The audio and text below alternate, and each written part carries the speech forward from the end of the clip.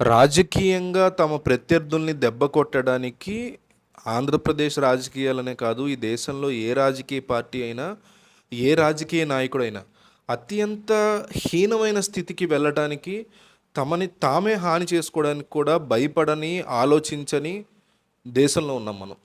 So Andhra Pradesh రాజకీయాలకు వస్తే అవి కూడా అంతే హీనంగా, అంతే నీచంగా ఉంటాయి అన్ని వైపులా కూడా. ఒకవైపు ఒక రాజకీయ నాయకుడిని అంటాం కదా, అందరూ అట్లాగే వచ్చారు.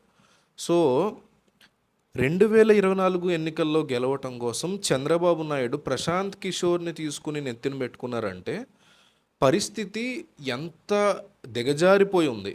అవతలి వ్యక్తి యొక్క పొలిటికల్ స్ట్రాటజిస్ట్ని పట్టుకొచ్చి మనం పొలిటికల్ స్ట్రాటజిస్ట్గా పెట్టుకోవడం, లేదా అతని నుంచి సలహాలు సూచనలు తీసుకోవడం అంటే అతని పద్మ వ్యూహాల్ని మన శత్రువు మీద, మన శత్రువుతో పనిచేసిన వాడి ద్వారా వచ్చినవే అమలు చేస్తున్నాం అంటే ఇక రాజకీయాన్ని ఎంత హీనమైన స్థితికి వీళ్ళందరూ కలిసి తీసుకొచ్చారనేది అర్థమవుతుంది. సో ఎనీవే, పద్మ వ్యూహంలో ఎన్నో పద్మ వ్యూహాలు ప్లాన్ చేశాడు ప్రశాంత్ కిషోర్ అని. ఆ ప్లాన్ చేసిన పద్మ వ్యూహాల్లో నెంబర్ 1ది చంద్రబాబు నాయుడు దించబోతున్నారని, ఆ ఫస్ట్ పద్మ వ్యూహంతోనే జగన్ని కంప్లీట్గా టైట్ చేయబోతున్నారు, క్లోజ్ చేయబోతున్నారు. ఆ పద్మ వ్యూహమే వైఎస్ షర్మిల అని చెప్తున్నారు. కేవలం ఆమె ఏదో గిఫ్ట్లు పంపించింది, దానికి నారా లోకేష్ రిప్లై ఇచ్చారు, ఇట్లా కాదు.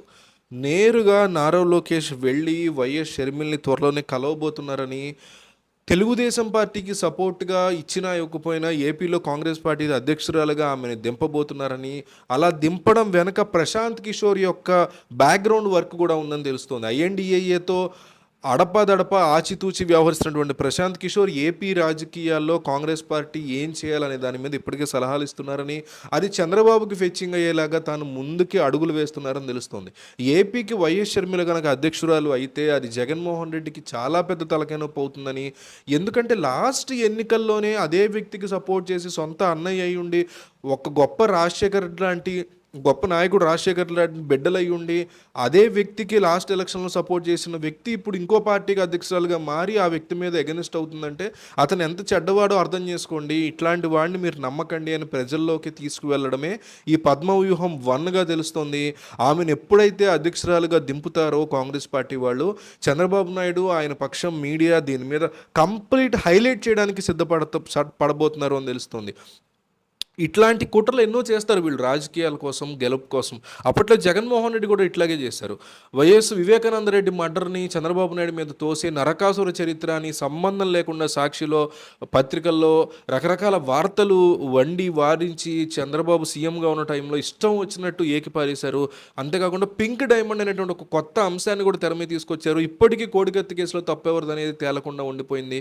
సో గెలుపు కోసం తమను తాము హామ్ చేసుకునే అంశం అలిగేషన్ చెప్తున్నారు, చేసుకున్నారని అన్నట్లు తమని మరి అలా అనుకుంటే అలిపిరి ఘటన కూడా చంద్రబాబు చేయించుకున్నారనే అలిగేషన్స్ ఉన్నాయి. సో అలిగేషన్స్లో తమని తాము హామ్ చేసుకోవటం, ఎదుటి వాళ్ళని హామ్ చేయటమే కాకుండా చివరికి అక్కడికి వెళ్తారేమో ఫైనల్గా వీళ్ళు. అదొక్కటే మిగిలింది, ఎదుటి వ్యక్తిని నాశనం చేయడం కోసం అతన్ని తప్పించడం, పూర్తిగా భూమి మీద నుంచి తప్పించడం అనే కాన్సెప్ట్ ఒక్కడే మిగిలింది. ఎందుకంటే వాళ్ళ ఫ్యామిలీలోకి వెళ్తారు, వాళ్ళ కుటుంబాన్ని టచ్ చేస్తారు. నారా భువనేశ్వర్ని అవమానించారు.